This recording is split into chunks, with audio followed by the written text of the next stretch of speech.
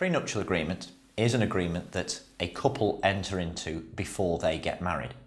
The purpose of it is to regulate what will happen in the event that their marriage breaks down and they separate. And whilst none of us like to think about our marriage ending, the sad reality is that a large proportion of marriages in today's society do end by divorce. And so therefore it's something that you've got to think about. Any couple who are contemplating getting married should think about a prenuptial agreement. And whilst it might not sound romantic and it might be sounding as though you're thinking about the worst possible outcome, it could ultimately save you both an awful lot of money if the marriage doesn't work out.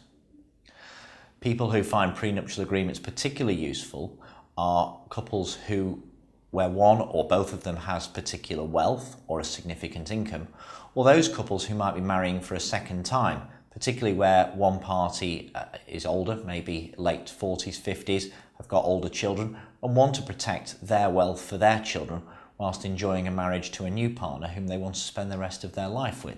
They want to ensure that the assets that they've built up in their first marriage are protected for the children from that marriage, and so it can be very relevant for those people.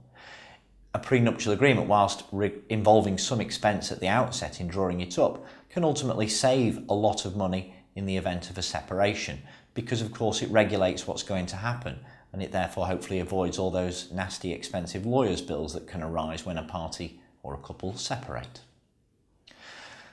Prenuptial agreements are increasingly popular. They are increasingly being upheld by the courts in this country. Go back 10 years and the courts were very reluctant to uphold prenuptial agreements. But with a number of significant cases involving people with lots of money, the courts have increasingly said that they will uphold a prenuptial agreement. But it is something that has to be prepared properly. It's not something that can be done the night before a wedding. It needs to be done carefully, with proper advice on both sides, with both parties being fully aware of what they're entering into and then being properly advised about it and the consequences and effects of it.